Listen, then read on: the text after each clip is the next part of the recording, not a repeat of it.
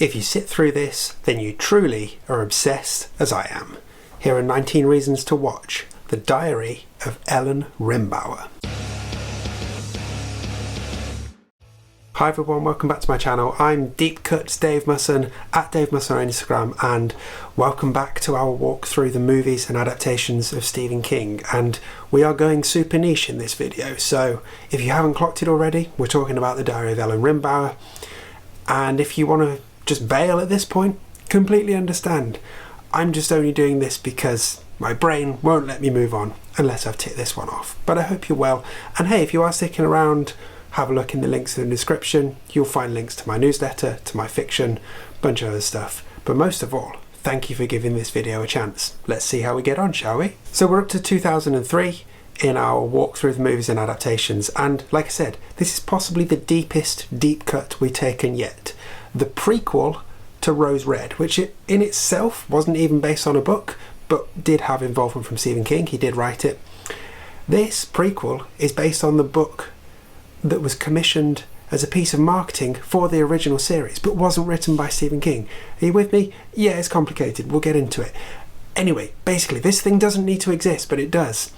And it's in the world of Stephen King, so I'm covering it. And I'm going to try and give you 19 reasons to watch it. Will I get there? Who knows? You'll have to stick around to find out, won't you? Now, if you're worried about spoilers, don't be. Anything that might spoil a first-time watch of The Diary of Ellen Rimbauer, I will hide behind a spoiler alert, so you can bail at that point and you can just skip ahead to the outro using the timestamp in the description. So if you want to watch this movie, by the looks of it, at the time of recording, it's available to rent on YouTube and Apple in the US. In the UK, it doesn't seem to be available anywhere, but hey, as ever in these situations, just use your imagination when you're searching, and there's every chance you'll find it, okay? Let's get on with this. Let's get it done so we can move on with our lives. Here are 19 reasons, hopefully, to watch The Diary of Ellen Rimbauer.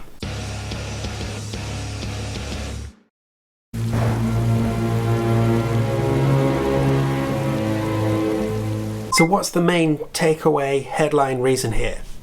Well, it's the prequel to Rose Red. So if you liked Rose Red, train.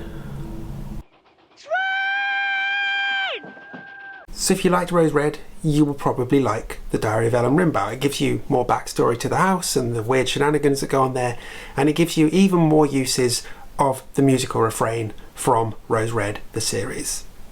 So there's that. So this one has very little to do with Stephen King, although he does have an executive producer credit on it. Although, if I'm being honest, I don't actually know what an executive producer does other than get a credit. But hey, Craig R. Baxley is back directing. He's the one who also directed Rose Red, so there is that consistency there. It doesn't feel too jarring. So as I mentioned, this movie is based on the novel that ABC commissioned as a tie-in to help market Rose Red, but they commissioned Ridley Pearson to write that novel, not Stephen King. So make of that what you will, but it's altogether unsurprising that Ridley Pearson did the screenplay for The Diary of Ellen Rimbauer. You bored yet? Yeah, I'm a little bit, but hey, we've started now, so let's just keep going, shall we? Now, the story here in this movie suffers because instead of leaning into the good bits of Rose Red, the atmosphere around the house, the spookiness, instead of going deep on that, they try to make this thing titillating and sexy, and it just doesn't work. The character of John Rimbauer is hornier than a dog chasing a bitch in heat, and basically everything that happens here that is bad is ostensibly because his wife won't sleep with him. And then they do have all these sex scenes in there as well that they try to make sexy and try to give this vibe for the movie, and it's just such a turn off. Not good. So let's take a look at the cast then. We've got Lisa Brenner playing Ellen Rimbauer. She is just so dull. It's difficult to put into words quite how dull she is. So playing John Horndog Rimbauer, we've got Stephen Brand. Now, aside from some quite spectacular sideburns, he's also really bad. We have Deirdre Quinn playing Fanny, who is a jealous acquaintance of Ellen and a secret lover of John. And she's kind of good in that she adds a bit of zest to these characters and a bit of some stakes, I guess. But she's really underused, so it's difficult to really gauge how effective she is. The only person really worth crediting here is C.D. LaLoca, who plays Sakina. But even her passable performance can also kind of be reduced to like a bunch of staring.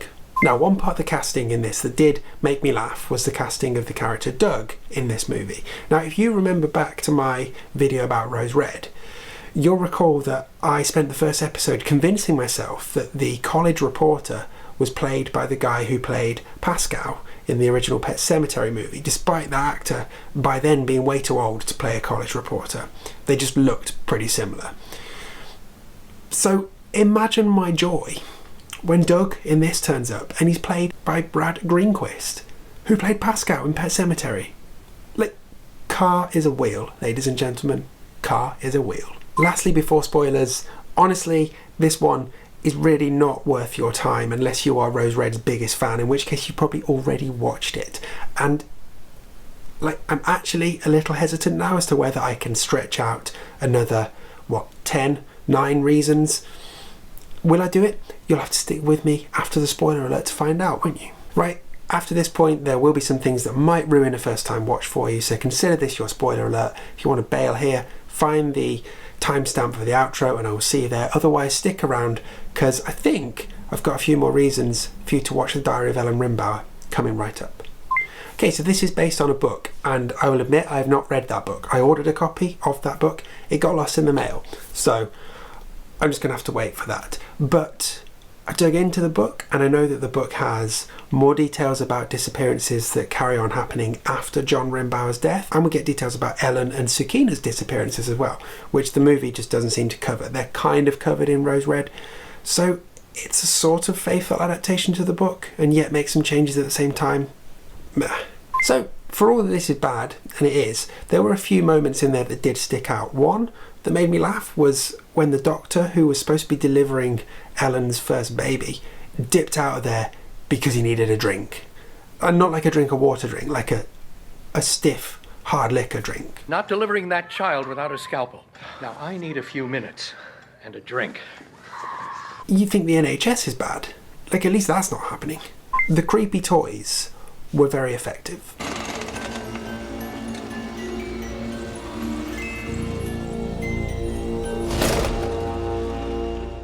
Now, did you catch the scene that was sort of a bit of a nod to Gerald's game?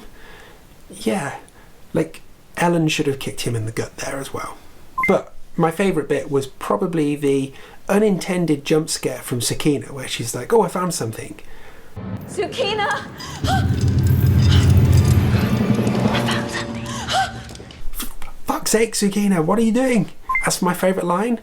I mean, it's tough because his script is bad, but John Rimbauer calling his own wife my little tart, I mean, that's going to take some beating. Oh, my little tart. Look at you. You wanted it all along. So let's look at the connections among the cast and crew to other King works. Most of them have already been covered. So Craig R. Baxley also did Rose Red and Storm of the Century. We've got Mark Carliner, who is also an executive producer. He was involved in Rose Red, Storm of the Century and the Shining miniseries. And I've mentioned Brad Greenquist, who was Pasco in Pet Sematary. And of course Stephen King is an executive producer. The other one to mention is Eric Keenlyside, who we will see again very soon in Dreamcatcher. So as for Easter eggs, well, I've mentioned the nod to Gerald's game, and it looked to me like the doll that the little girl April was holding was the same, or at least very similar to the doll that Annie Wheaton was holding in Rose Red. And is anyone else having the Rose Tower that gets built in Rose Red as a nod to the Dark Tower? Because I am. Let me know in the comments. Lastly, shit, we got to 19. Hooray! Let's go. Do not watch this movie. So there you go. 19 reasons, sort of, to watch the Diary of Ellen Rimbauer. Let me know what you think of this one in the comments. And, well, let me know if you're a fan. Am I being unnecessarily cruel on it? While you're doing all that, check out the links in the description to all the other stuff I do. But most of all, thank you for getting this far on this video in particular. That is true dedication. You are right on the top of the list. Next time, well, I mean, with a cast that stacked and a budget that big, surely the movie of Dreamcatcher is going to be great, right?